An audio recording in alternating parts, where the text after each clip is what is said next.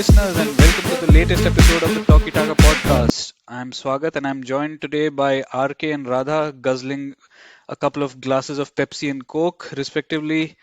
And we have a lot to talk about today, but I think the centerpiece of it is got to be the title challenge and the title challenge defining game that's coming up in a couple of days between Man City and Arsenal. So, boys, before we get into the main attraction, any talkie points you want to talk about? RK, there's a final coming up for your team. My my talking moment is also regarding the semi-final where Wout Weghorst, once the winning penalty is done, runs towards the other end while the entire team celebrates. The guy's enthusiasm is so infectious. His quality might be low, but he's won the hearts of a lot of fans. With the fight and the passion that he demonstrates. I wish some more talented players, showed that week in week out. But kudos to having such characters in the team. So that's my talking moment. Yeah, and I'm pretty sure we'll discuss this in more detail when the FA Cup final actually approaches. But looking for a domestic double after a long time. Yeah, looking for a domestic double, and might have to be in control, or have something in our hands of preventing a treble. That also might be huge. Ah, yes, the added motivation. And another team who actually did a domestic double last season, Radhaji, what's your talkie point of the last few days? Yeah, I mean, traditionally I could have gone for something to do with Trent because the boy is playing really well, but I'll go for the Arsenal game. I think the last 88 to 91st minute of that game, I mean, even now when I'm thinking about it, I'm just getting excited. What an amazing end to the game it was. It was exhilarating. Arsenal probably, obviously, everybody related to Arsenal would have liked to have got the 3 points there so that they could have drawn against City and still been alive. But what a comeback! I think they are definitely showing that they have nerves or they have some kind of problems. They're missing Saliba, but at the same time, you can see the champion spirit that has got them thus far as well. So they're making up for all their mistakes and errors and bad performances with some real character. And I just particularly love the fact that they just kept it. They kept going at plan A. They didn't get it. They didn't panic. They didn't try and do something crazy. It was just amazing, great game. Arsenal have been involved in so many amazing games this season. So yeah, Arsenal is my talking moment of the week. Yeah, and I think never ever in history must have so many fans of the same club not willing a player to shoot when Partey had the ball in like the 96th or 97th minute. Don't shoot. They would have hoped, but he did, and it went flying. Yeah, and I mean, what's really amazing is actually think of your own teams being in that situation for, say, 25 minutes trying to score 2 goals. And that party thing was the only time that happened. Every other time they actually kept making the right pass and Odegaard kept making the right play. It was a beauty to watch. They played like a team that has done title challenges before. I guess that's a credit to them. I mean, a lot of other teams would have panicked in that situation. Yeah. And for me, I think the talkie point, Chelsea's got nothing interesting going on. So Newcastle Spurs was a very interesting game this weekend, and 5-0 in 20 minutes. I think this has been the earliest that fans of a club have started leaving the stadium. Like after 21 minutes, the Spurs fans started to leave, and they might be about to sack the caretaker. That's probably the first time that's ever going to happen. Isn't that just the most Spursy thing Spurs could do? Like sack a caretaker manager after a few games. It's just amazing. And imagine how hard it must be for a Spurs fan. It takes everything that they have every week to even go to the game, and then they have to get up and leave after 20 minutes. I feel so bad for them. Yeah, and it wasn't as if it was Favorite, sorry, this is the favorite word which I have been hearing on social media and seeing this week. Spursy. Yeah, we're just filling the up void on this episode ourselves. But yeah, imagine going so far up north and then leaving after 20 minutes and probably going to a pub and drowning your sorrows. But yeah, let's come back to Arsenal, and rather you talked about how they have demonstrated a champion spirit, but they've also dropped points, and it's been what, 3 games now that they've let go of 3 points. Okay, this game they were always chasing the win, but it's not working out exactly as they had hoped, and probably due to the lack of experience that these guys have in terms of title challenges, even though they seem like a good group. Plus, also the specter of City, I mean, just keeping on their heels and not giving them any breathing space at all. Yeah, so I know I just said that they played like a team that has done a title challenge before, but that's more specific to their staying true to their style of play. I think in that context. But overall, you can clearly see that they are not able to deliver at the same rate that Liverpool and Man City have over the last 4 or 5 years in those title challenges, heading to 95, 92, 98 points and all of that. I think that's something that City have gotten their groove on. I've gone from 60-40 City to now 70-30 City, I would say. It's still the only thing I wanted out of that Arsenal game is for it to be a shootout at the end of the game. That is a direct result from that Arsenal City game would determine who wins the league, and I'm very happy that is still the case. So City provisionally a point ahead with their games in hand. So Arsenal need to go there and win. I think that's exactly how I would have wanted it as a neutral. So I don't think Arsenal are that team yet who can ice a season, ice some games like the big Man City game that's coming up. So I do think Man City have the upper hand here. But I still, like I was saying in the talking moment, I just nothing but respect and praise for the way that they just stuck to their guns, stuck to plan A. Arteta has really created a culture of excellence at that team. Of course, they're giving up a lot of easy goals. They're making a lot of bad mistakes. I think Southampton had fun on the counter yesterday. But all that aside, I think Arsenal fans have no reason but to be anything but proud of their team this season. Anyway, some of the Arsenal fans didn't even expect this, so they should be happy about it. Uh, Having said that, the last 3 games, I think the Anfield one was something where they saved a point. So for me, any potential title challenger coming away with a point in those circumstances, I would think as a positive for a title race. But the next 2 games, West Ham and Southampton, I think those are must 6 points. You cannot drop points against those teams in a title race, especially with the kind of fixtures that they have coming up. Man City, they have Newcastle away, they have Brighton at home. Chelsea is also there, but I'm not including that in that bracket. But you know, and like Arsenal had this phase earlier in the season in Feb where they had 1 point from 3 games. That always happens every season, but repeating that again and getting 3 points from 3 games, it just shows the inexperience, the nerves that that you guys are talking about.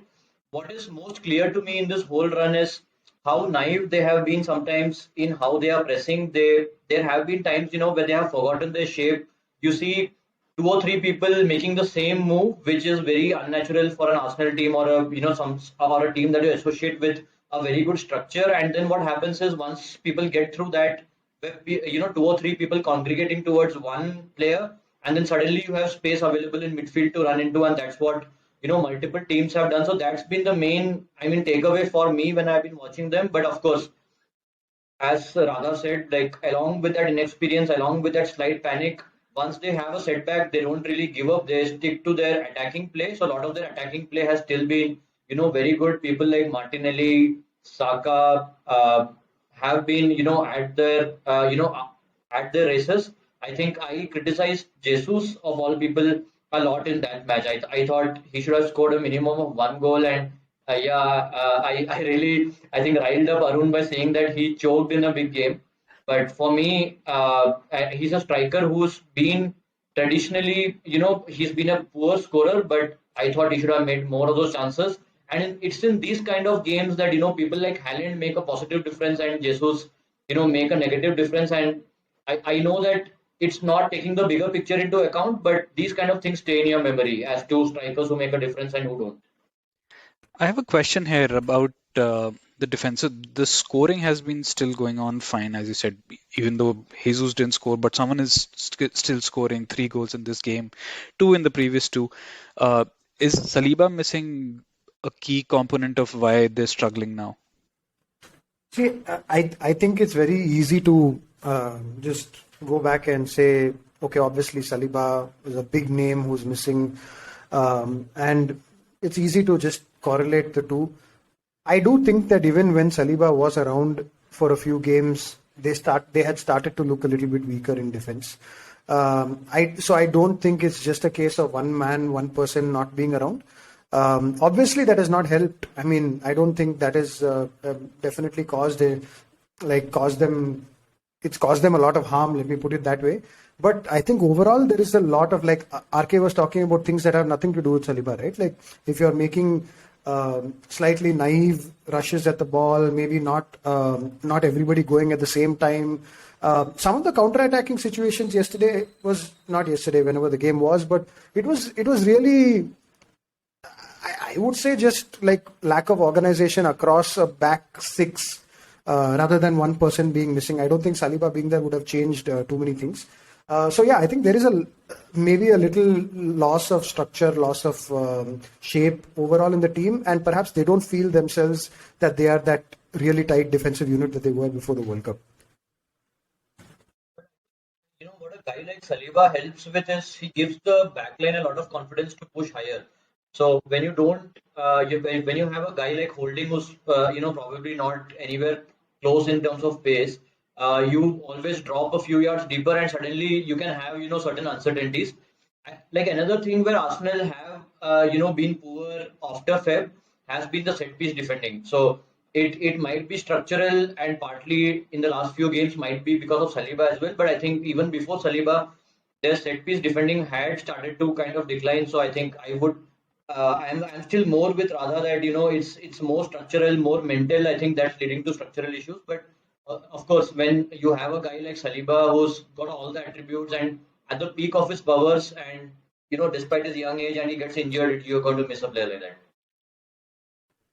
Yeah, just before we move on, I think RK mentioned Jesus, and I think it was maybe 4 months ago when we discussed on this pod. I think Jesus was going through a run of maybe 6 games or 7 games without scoring, some really insane run without scoring, and we were all debating the same thing: that is he that guy you can depend on a tight game? This was that tight game.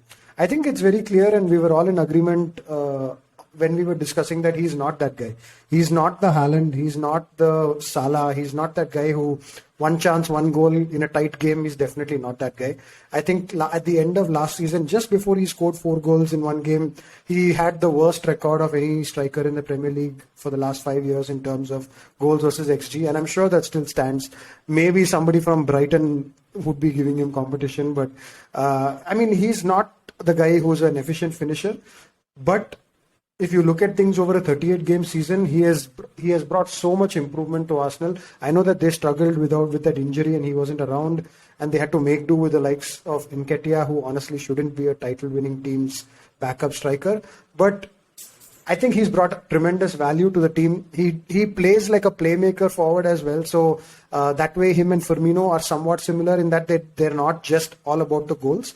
But yeah, they have to figure out a way, because Saka is efficient, Martinelli has been efficient at times, but they need to have one consistent guy. It worked for Liverpool when they had Firmino at 9 because Salah was their actual goal scorer. Then they need to find that goal scorer in their team who's capable of getting that 25 goal a season mark. Although they've done really well without needing that player this season, I think going forward in the longer term, they will need a guy who can get you those 20 goals a season. What do you expect a guy like Jesus to become? Do you expect him to become Cristiano Ronaldo? I mean, what I was asking was for those one of those 3 or 4, gilded chances to be converted. It's not, asking for a lot. The kind of chances that Jesus had, I mean, that's the minimum expectation you would have of a striker. I am a big fan of his overall movement, his energy, and his skills. But I mean, if you flop at such times with such chances, you're also a liability on the other side. Yeah, just for our listeners who aren't very familiar and missed that voice note that Arun sent us. Arun is RK's twin brother, and they both live under the same roof, and they were having a detailed argument on WhatsApp, probably sitting next to each other At on the 4 in the group morning. at 4 in the morning about whether Jesus choked or what you can expect from Jesus. It's quite entertaining for everybody, but I just cracked up thinking that they're probably sitting next to each other and just texting each other. That was pretty funny. I think that was more for the benefit of the audience who's like, okay, you were part of the initial conversation, may as well take you along for the rest of it. But yeah, let's talk about the other guy, the other forward who's not letting up, and with him is City, and they keep marching on. I don't see any failings from them in the next few games. I think Arsenal are the only one who could potentially trouble them in their run. They also have Brighton, but they both have Brighton, I guess. So if you negate that, it's going to be really tough for Arsenal because City don't seem like they're letting off any steam. They even cotton wool up Haaland. They only let him play like 30-40 minutes. As soon as he gets one or two goals, they're like, okay, yeah, you're off. No need for a hat trick for you. Go off. We need you for important games. There are not too many left, but yeah, I don't see them dropping points unless Arsenal take any from them. Yeah, I think that's what I was saying earlier, right? They're in the zone now. You can't get Man City out of the zone now. They don't need training. They don't need tactics. This is muscle memory now for them. This is, except for that one season perhaps where they really fell below Liverpool and Liverpool ended up winning the league. They have been at it non-stop for five seasons. And I think that's where, I guess, that was always the doubt against Arsenal winning the league, that City are capable of going on runs that other teams are just not capable of. And they're going on that run now. So yeah, but on the plus side, as a neutral, it's a shootout. And if it's a shootout, then you never know what can happen. If it's one game, 3 points on grab, playing each other almost at the end of the season, I don't think as fans we can ask for much better setup than this. So yeah, it's all in that game. It's Arsenal versus Man City for the title as far as I'm concerned. Like, I was hoping for Arsenal to win the last two games just to, give more of a buffer for the entire run in, and not just for this game. Because, when you look at City's fixtures coming up, I mean, sad to say, but Chelsea are probably the third toughest, game after probably Arsenal and Brighton, both of which are at home. So I don't really see where the drop points are coming from, unless something really, unexpected happens in the Everton game, which is coming between the Champions League ties. I don't know. Like, we are just looking for straws like that. And what that also shows is, in the middle of all, we had this chat a couple of months back that, City are they better without Haaland or with Haaland. But, this fixture list shows that they have got through some really tough fixtures with a lot of points.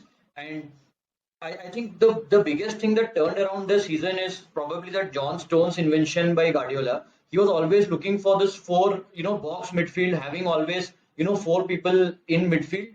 Finally, he did that by pushing a centre back forward. I mean, he tried doing that with the left back coming into midfield. He tried doing that with the false nine in some games. But finally, he got the centre back to, play in midfield when they are in possession, and that helped them to retain Haaland in his original role as well. So I think that's the most dangerous that City have become now, and probably Pep really has almost cracked the code of how to use Haaland.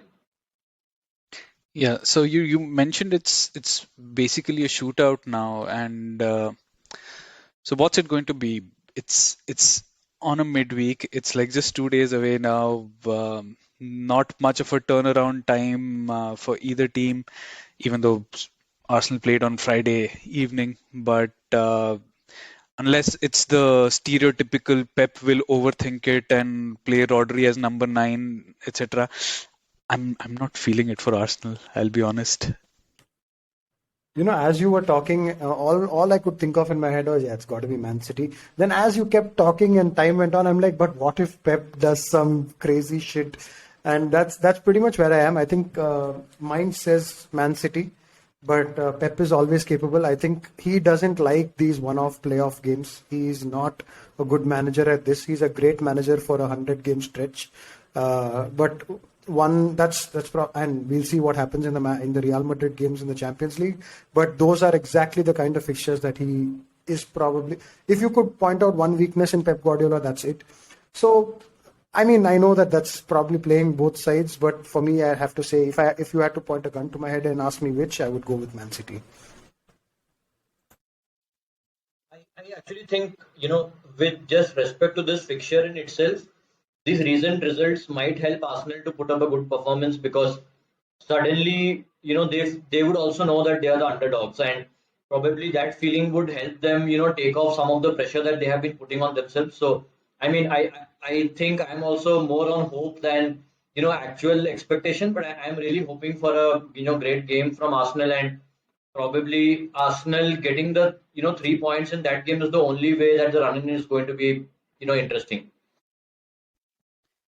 Yeah, but somehow I'm just not getting the feel that Arsenal will have something in the tank. It seems like their confidence is shot in terms of a title challenge. Even though let's call it that Saint Tottenham Day is back after ages, so they've already achieved the return to the Champions League after ages. So all in all, it's a positive season for Arsenal.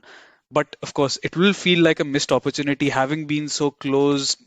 I'm talking as if the match has already happened and City have already won, but if I think there is some normalization that's already started happening in the Arsenal fan base about this.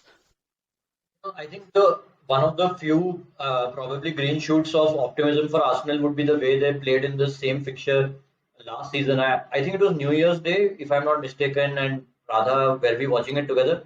So that was the game where Arsenal really took the game to City and probably should have won. And there were some unfortunate circumstances, maybe even a red card, and they couldn't do that. But talking to Arsenal fans, I think, or seeing some of the feed, it feels that that game is giving Arsenal a lot of confidence. So let's hope that we see a cracking game. Yeah. And just another thing on Arsenal fans though, they need to chill out and give Tottenham Hotspur a rest, bro. I mean, their entire livelihood, happiness, passion, everything is so entwined with the fortunes of Tottenham. It's just crazy. I mean, like Alex Ferguson said, lads, it's Tottenham or obsessed, guys. It's fucking Tottenham. I mean, it's Tottenham, man. You can't be a serious club if you are so entwined with what happens at Tottenham. I don't know. I can't take you seriously then. Yeah. Okay, let's keep on Man City's trail then, and it's going to be, I think, the first ever Manchester derby in the FA Cup final. And spoiler alert, Man City and Manchester United both won their FA Cup semi-finals for this to happen. City had an easier ride against Sheffield United. United had to come through a penalty shootout win against Brighton, as mentioned by RK. Wout Weghorst bringing in all the joy and fun of being a Manchester United player, which probably some others have lost. RK, did you, I mean, your jinxes on WhatsApp aside, how comfortable were you feeling during the game? Not much, to be honest. I'll come to the Wout Weghorst bit, which probably I think even Radha would want to talk about. But I think the game was a pretty cagey, tight game, and Brighton probably shaded it a bit. Brighton were dominating the position and probably some of the territory, and United, as they do in these kind of games against opposition who like to have the ball, generally don't really bother about the ball too much. So it was more of a middle block and them trying to cut off the passing lanes, which Brighton like to use, and then trying to be direct on the counter. So that was the game plan which United had, and I think both sides kind of negated each other out. Both sides did their basic game plan well, but in the final third were very wasteful. Both, I think, the actual chances which United and Brighton created would probably not even come onto the XG because some of them didn't even end up in shots. So it was a game which was, you could say was a bit low on quality, but that could also to do with both the sides' intensity. United have been in this habit of swinging like a pendulum in terms of their form. The Europa elimination was one of our worst performances in the last few years. Also, include even if you take in the previous 10 years, which were like rock bottom. So that's the kind of, I think that we have a squad which is running out of steam. We have injuries and stuff like that, but it's still the good thing to see is that Ten Hag is not allowing them to get onto that negative momentum. There's a lot of spirit and a lot of push from him. I think in terms of winning mentality, which is probably slowly leading to United turning around the corner. Yeah, but I think coming to Wout Weghorst, that guy I think swung the game our way. Some really notable performances I'll talk about. I think at the end in a bit probably, but I think the real changing moment was Wout Weghorst. Before Solimars took that penalty kick, that was the first attempt at shithousery from the team, and he kind of prodded David De Gea also, who was pretty passive, into some action.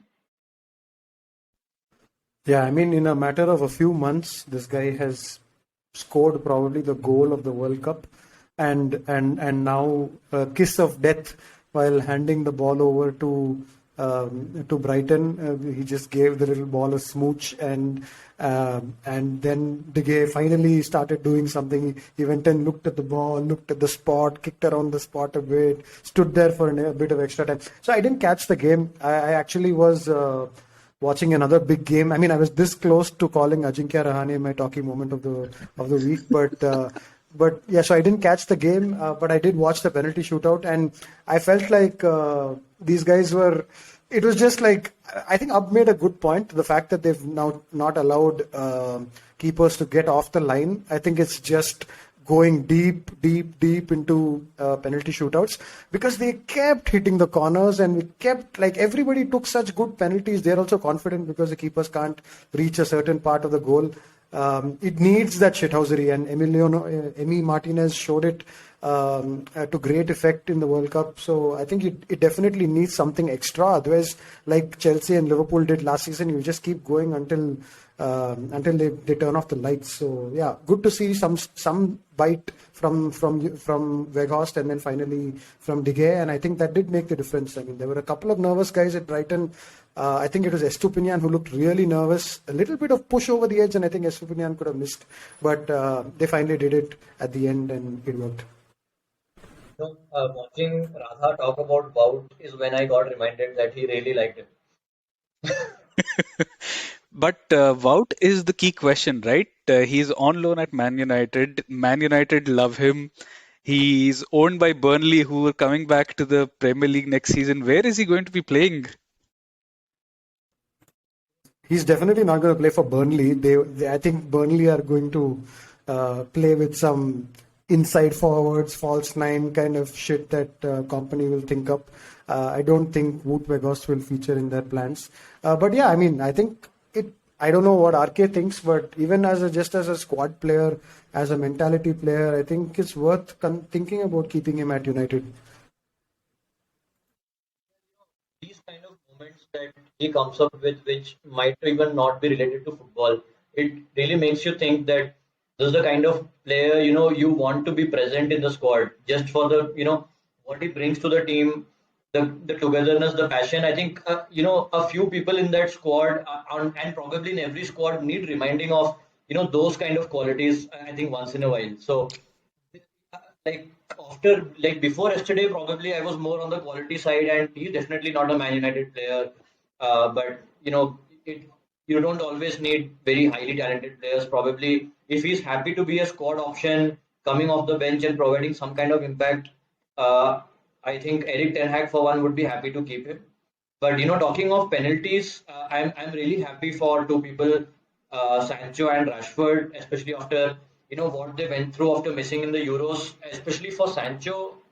Uh, I think that taking that kick was very important for him. He's seems to be going through a lot personally. I don't know, but he's been really off color. He's not at all been impressive with the way that he's playing, and he needs these kind of I think Phillips to his confidence. Rashford, I think he's in a moment where probably it wouldn't have affected him too much, but I'm really happy that those guys took those penalties. Yeah, as you said, Sancho doesn't seem like he's on it, and probably it's there where you enjoy the presence of people like Weghorst, who are basically hype men and acting as ambassadors for Ten Hag's message and not letting the negativity affect the squad. But moving on to another squad who's got Okay, just a shout out to two players who have been in the past much derided as well. Those two I think were the shining lights of yesterday's performance, and that was Van Bissaka and Lindelof. I think Lindelof. I saw a tweet by someone on Twitter who said that Lindelof looks a very different player when he's not playing with Maguire, and I think this season that has been true actually.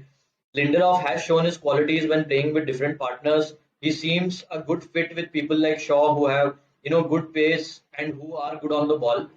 Van Bissaka, I mean Mitoma has been someone we have raved about on the spot, but he completed zero dribbles, and I mean Bissaka also has been a revelation in the second part of the season, and probably one of the guys who's making a really strong case to continue next season as well. yeah. Moving on to a squad which has all negativity around it, Tottenham Hotspurs, as we were talking about a bit ago. 5 goals conceded in 20 minutes. Caretaker manager being about to be sacked potentially. Newcastle making fun of them on social media, as are probably the other 18 clubs and probably some from the championship as well. I'm happy to talk about a club which is not mine, which is down in the dumps. So I wonder if this is the norm, and you don't even hear anything about their managerial search, right? For Chelsea, you got okay, this is the short list. There is one secret guy, then the secret guy is also revealed, and whatever the weirdness of having Company and Postecoglou on the managerial short list, you're not hearing anything about Spurs.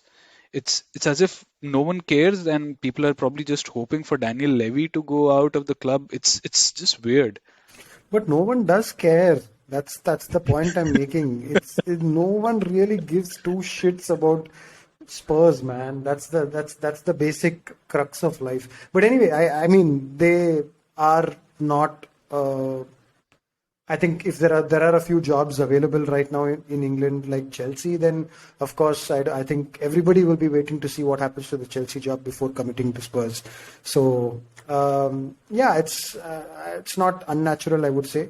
Also, I mean, I don't know if you guys caught that match. It was just it's like when you're playing FIFA and you get your center back sent off, and before you make your change to formation and all, if you continue playing, how utter shite it is.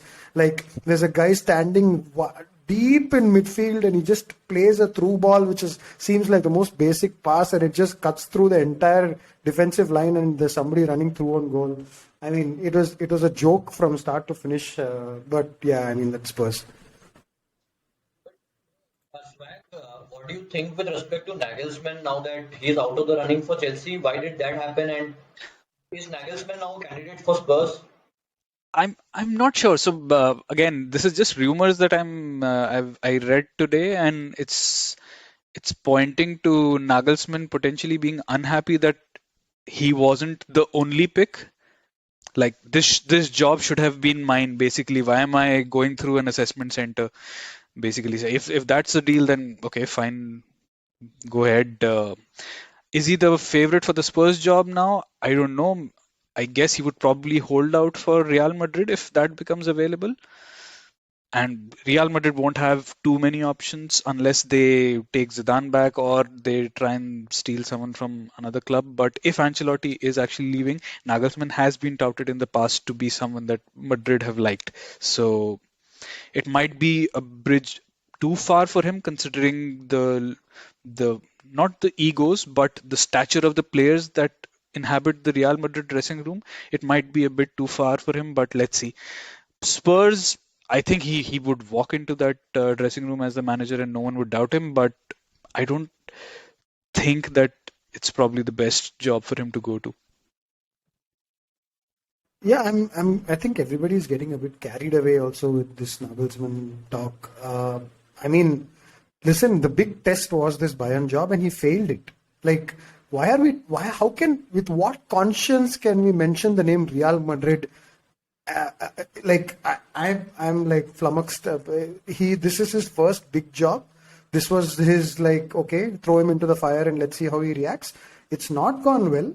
I think Spurs is the right kind of profile for him. It's a big enough club, and it's not perhaps the most elite job that's there in the market. I think it's a good fit for everybody in that sense, and he's very much a person who has to prove himself. I am not of the belief that he's in the world's elite managers, and Real Madrid, I mean, please, I'll slap myself if that happens. But if you call Nagelsmann as having failed at Bayern Munich, what has Tuchel done at Bayern Munich? Coming to that, I mean, 37 games, 3 losses for Nagelsmann, and 7 games and 3 losses for Tuchel. But yeah, anyway. RK, you had something on Kane. Yeah, we're talking of someone with a point to prove, someone who doesn't have anything to prove, probably Harry Kane. It's also, pretty kind of intriguing to see what he's going to be up to next. There are a lot of links with United, but personally, having signed people like Casemiro and Eriksen, I'm a bit cautious of signing another one in that age profile who we would have to replace in, a couple of years. Like for me, I would rather go for a big money signing. I think we discussed that name before the pod started. Like, what do you guys think? He's so scared of even mentioning links that he's not saying Osimhen's name. He's like, I will not say the name that I mentioned He before who must the not pod be started. named. But yeah, if The you can jinx go all out for Osimhen, come on, The go Jinx for it. brothers are at it in full form. No, but I think it's the time has passed for any serious club with futuristic ambitions to look at Kane as a potential signing. He's still world class. I think we were talking about it. RK and I met over the weekend, and last weekend, and we were talking about the Van Persie signing that United made all those years ago. I think there's a lot of similarity in that. He's clearly world class. He's clearly going to get you that 25 goals that any club will they'll rejoice if they had it. But he is a 2-season, 3-season max kind of signing, and given the project that Ten Hag is working on right now, I don't think Kane is the right person to be looking at in here. Like, I think when City were trying to sign Kane, it made a lot of sense because they just needed that guy to finish off the goal. Eventually, ended up being Haaland a year later, which is, I think, the much better move for them because it's a futuristic one. But at that point, when they were trying to get Kane, I think it was the right fit for everybody. I don't think United is the right fit for Kane right now. Rather, Kane is not the right fit for United right now. Yeah, but considering he's just got 1 season left on his contract, why not take a chance on him? It might just be the Van Persie move, as you say, do something for 2 or 3 seasons and then go off. See, as it is, he's not going to go outside England now. He's close to Shearer's record, so he's going to stay here. It's either going to be Spurs or it's probably going to be United. I don't see him moving to a club like Arsenal or Chelsea. City don't need him now. It's either going to be United or it's going to be sign a new contract and stay at Spurs. He's got the Spurs record already, so that's already ticked off. Let's see how that turns out. But yeah, I wanted to talk about the Newcastle performance as well. Is this and this is a two-parter. So is this the norm or is this an exceptional season because of the World Cup? In terms of we've seen a lot of churn for the teams that are going into Europe this season. Potentially 3 of the last season's 4 teams out. And also, I think RK, you mentioned something about these extreme results between top tier clubs. So let's discuss both of these points. Do we think that next season is going to be a bit more of what we have come to expect of as BAU, or is this going to be the new norm? So if you look at the teams, who are currently in the top four, I think probably Arsenal and Newcastle and Manchester United, all of them have been, one of the biggest spenders recently. So in terms of, how they have spent, I don't think they are far off from, how like the pre-existing top four were. So probably they would be here to stay. They have got a stable, kind of base with good managers. So it's not like they're going to go away anytime soon, probably. And then you see the people who are dropped out, and that's where it gets more interesting. Liverpool, I think, have shown signs that they need to continue trusting Klopp and with the right, especially midfield and enforcements. I'm sure that Liverpool will be back to their old level of intensity. At least that's what they should hope with such a manager at the helm. Spurs and Chelsea, I think that's where probably there is a lot of churn and probably really mismanaged clubs there. I don't really see Spurs in coming back in the short term, especially if Kane leaves the club.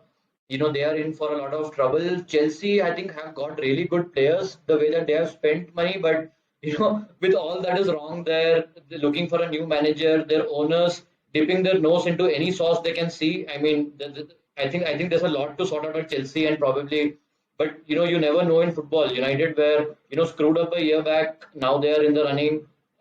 Newcastle, they were close to relegation before the ownership thing happened, and look where they are now. So it's very difficult to predict. Yeah, I'm going to go out and say that I think it is a one-off. Not for United. I think there's enough there to see that Ten Hag will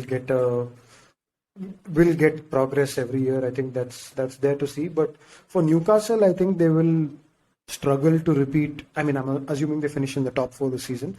I think they will struggle to repeat that feat next year. I think I keep going back to this point. Somebody posted in our group, and we talked about it in the pod as well.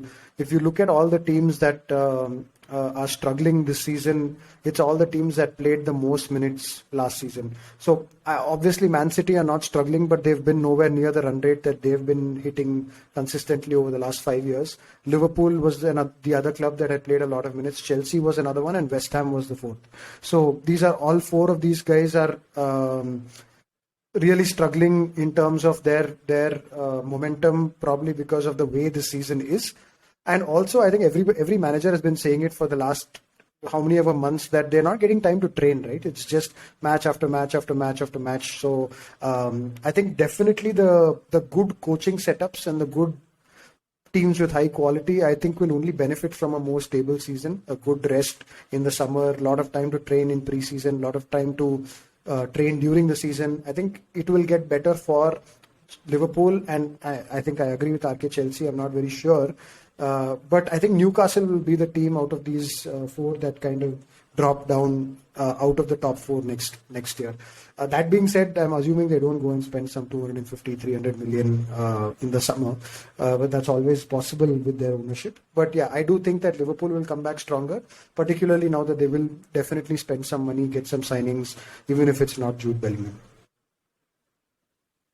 Newcastle are going to spend big, this summer. Although they do have, they are not really going, haywire like Chelsea, but I really expect them to spend big, and I hope that one of those players is McTominay as well. But coming to the other point of the anomaly this season, this looks a bit like the season couple of years back where we saw some of those 6-1 results, 7-2 result. It might have to do with this being such a long season and being such a a fatiguing season for some of the teams who are in Europe as well.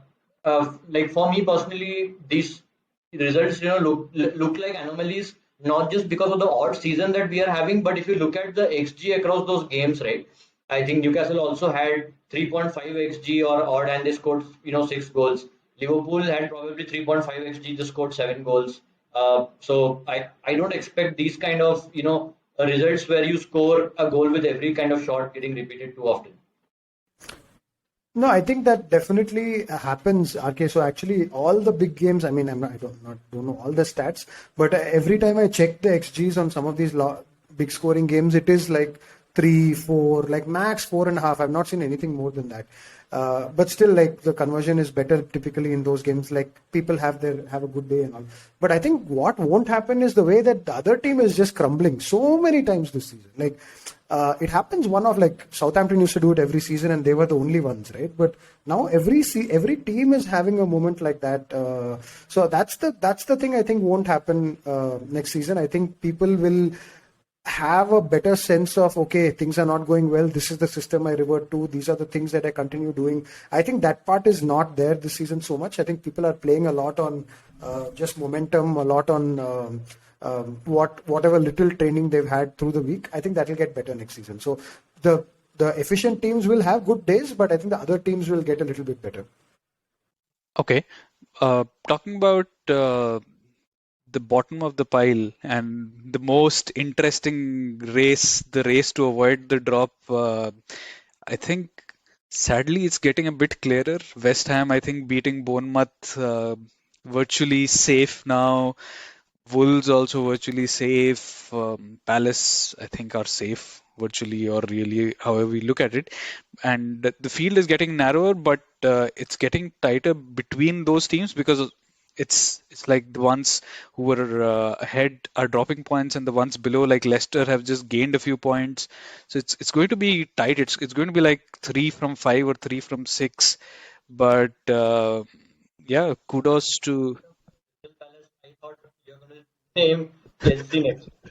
No, I think we'll survive not because of what we're doing, but because of how bad the others are. And I think that might play to the advantage of the bigger teams next season, where you will still have so many poor teams in the league because of this bunch, which is all bunched up together, that the bigger teams will have quite a heyday. And probably if Haaland plays 90 minutes every game next season, he might actually end up with 50 or more goals. But yeah, any thoughts on these guys?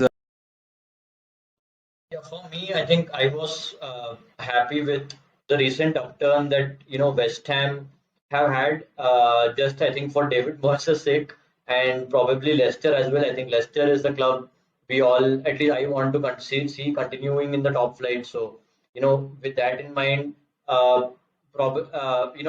like definitely don't want Leicester to see the drop. But if I look at the table right now, as you said, Wolves are pretty much safe. So I'll just start off with Bournemouth, Leeds, Leicester, Everton, Forest, and Southampton.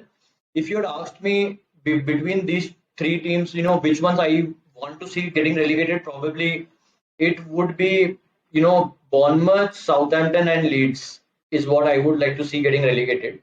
But looks like Nottingham Forest have, really hit a bad run of, sequence of results.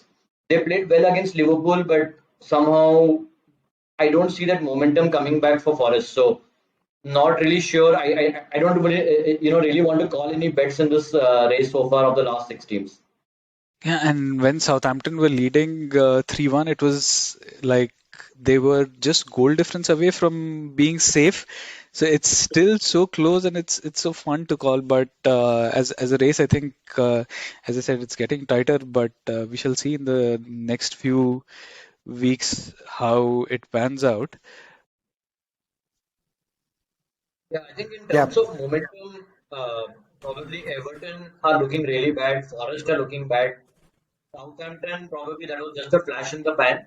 But other than Everton and Forest, probably the other team who's been really in poor momentum is Leeds. So I wouldn't be surprised if Leicester kind of make some ground over the next few weeks and Leeds really come into the reckoning.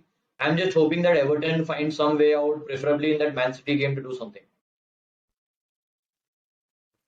yeah, it looks a little. I was really delighted to see Leicester win at the weekend.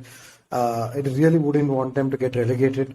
Everton, I think I was telling you guys earlier, it's probably the only team all season that has been constantly in this relegation scrap. People around them have churned like left, right, and center, but I think Everton have always been um, in and out of, say, 2 weeks from a relegation zone kind of situation. That's not a good sign. I think when every club has had had a period which has made them look very safe, extremely safe, and then falling back into the relegation zone, Everton has almost consistently been in that zone. So that's, I think, that doesn't bode well for them. Um, if it's between Leicester and Everton, honestly, it's a tough call for me. I like both those clubs. I would much rather a Bournemouth or actually Leeds also. I wouldn't mind them to stay, but I would much rather Bournemouth get relegated than some of these clubs there. But yeah, it's going to be tough for Everton. I think they don't have the momentum, and more than anything else, they don't have anybody who can score goals.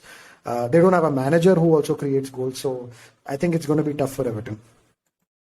Yeah, I think it's probably going to be one of these guys going down. Forest, I think, are down, and Forest and Southampton will find it really tough to survive, but we shall see.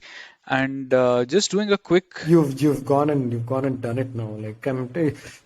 Like Forest is 27 points and Leeds in 16th around 29 points. Next week, Forest are going to be out and one of these other guys are going to come in. Oh, by the way, I think we have Leicester versus Everton this weekend. I think, if not weekend. Uh, d- no, it's Leeds versus Leicester, and that's tomorrow. So that might clear up some of these things as well. But we shall see whose jinxing powers are strong and whose are waning. Hey, so I just got some breaking news. I thought I'll share it with you guys. So Tottenham have sacked Steelini. I was hoping for this to happen while we recorded. So yes. I mean that just shows you what level of team they are. But sacking their interim or whatever their Caretaker. as caretaker manager, like that's how things are going over there. But anyway, yeah, you go on, Swag. This is what I hate the most. Every team seems to just look out for a United fixture and sack their manager before that. RK, Come on, no amount of jinxing is going to do anything. Spurs are not taking any points of you guys. Don't worry about it. I mean, even yeah, Chelsea would probably beat them right now, and that's exactly saying what we said something. about Sevilla as well. Yeah. But one more interesting fixture that I was just looking at with respect to relegation is Southampton against Bournemouth. Southampton, if they are able to pull off a win, that would really spice things up as well. Yeah, yeah, absolutely. That's the beauty of it, right? All of them are so close by that just one result can change it. As Radha said, Forest will probably be out of it now that I've said that they're going to get relegated. But let's do a quick Europe roundup before we go. It's going to be a Milan derby in the semi-final of the Champions League, and a battle of the heavyweights between Man City and Real Madrid in the other semi-final. I think you would probably, if you were a betting man, you would probably say that the winner of that game will win the tournament as well. But any early predictions of who do you think is going to come out on top in that game? Yeah, Real Madrid, you can't look past them. Though, I mean, I'm just like walking right into this one, but Real Madrid always look like they can be beaten. They always give you that feeling, that little bit of hope that people think that okay, they are there for the taking right now. I think we can. They have weaknesses. We can score goals against them. That's how every bloody fixture starts, and then they come and school you in a. I think no better team I've ever seen in the history of football in a two-leg knockout. Just Real Madrid. I think we'll take this, but Man City are probably the best team in the competition at this moment in time. In the other side, I'm all in for Milan. Always liked Milan more than Inter, and Rafael Leao is just he's just too exciting. So yeah, I'm rooting for Milan Real Madrid final. It will be like the two big heavyweights from the early 2000s. Exactly captured what I always think about Madrid. If you had asked me before the tournament, which are the two teams that you don't want to win this year's Champions League, I would have told City and Madrid. But the kind of situation now with the treble looming, I mean, that's the last thing any Manchester United fan wants is for another team to do a treble, and especially Man City. So for once, I didn't support Real Madrid even during the Madrid Liverpool games. I mean, to a large extent, obviously, in the final, I wanted them to win, but this is the first time probably I'll be more, like kind of rooting for Real Madrid. But on the other side, I don't know. I'm also with Milan in terms of you can't really pick between the two sides the way that they are in the table, etc. But I think any team which has Lukaku probably won't get my kind of like. So yeah, Yeah, and I think in the Europa League, it's potentially going to be a Roma versus Juventus final, and that would be a spicy, spicy affair. Both of those teams also fighting for the top four, considering Juventus's ban of 15 points, not ban, penalty of 15 points got uplifted, overruled, and now they're back in the top four, and it's just 3 points that separate both of them. So that can be pretty spicy as well. But You know, you have to talk about Jose Mourinho when he does these things is probably the second season and he's really on a roll here, and I really wanted to share some of those clips of Mourinho with Dutch journalist where the after the first leg the Dutch journalist was really like for some reason on his case, and he was chiding him saying that you learned some lessons, and why don't people play like Jose, they play like Pep, etc. And I think what Jose said was, the game is not even won and you are kind of crowing it's only half time. it's only half time. And after the result, I think he also kind of took a dig, kind of took a dig at himself with the respect, and so He's it he's Jose is really on a roll, and I like my bet is on Roma winning the Europa. he's just too much fun when he's happy. If he's in a happy state of mind, he's probably the biggest entertainer of the football world. Yeah, and if he's somebody else's manager, like that's I think I don't think you would want him to be managing your team with his style of football and with his sometimes frustrating tactics. But if it's a third party and you're watching from the outside, he's just blockbuster. I absolutely love Jose. I do feel like his style of football has become a little bit obsolete, but I mean, if he can win the Europa League with Roma, that'll do wonders for his career. He knows that he can get a gig just to go win a trophy here and there. Still, I mean, he was always that guy, but I thought he had lost it. But if he goes and beats Juventus and wins a title with Roma, that's pretty great. I think the Italian teams are doing really well. I think it's great for Serie A. When we were talking about the different leagues around Europe, maybe 3-4 months ago, we talked about how Italy is really wide open, and this is probably and we were using it as the antithesis for Bundesliga, saying that this is how a league should be. Everything's open, everybody can win the title. Now it looks like there may be a bit of that in the Bundesliga as well. I can't believe it, but here we are. Yeah, and Ashwin is missing on this one, but yes, Dortmund are actually top, and they've just got 5 games to go. If they win the 5 games, they're going to be champions. That's often too much to ask for because Dortmund are like the German Spurs, but we'll see how that pans out. But yes, interesting times indeed. That is just too low, like too low. I'm going to ask Ashwin to listen to. That Dortmund are a Swansea team. I'm going to ask him to listen to that part. That's just uncalled for. I mean, Dortmund is not Spurs. I mean, come on. But anyway, by the way, if you guys haven't watched it, definitely check out the Giroud goal that Milan scored against Napoli. If you want to see in 1 30-second, 40-second frame what Rafael Leao is all about, he picks it up from his keeper, I think, and then just runs all the way to the end and sets up a tap in. Just world class player, man, that guy. Exactly. As Jose has been mentioned, and as he usually says, respect, respect, respect. On that note, we shall leave you here, listener, and we shall reconvene after the Man City Arsenal game. I don't know if it's going to be later this week or after the weekend, but keep your eyes and ears peeled for the Talkie Taka feed. And on that note, have a good evening. Bye bye.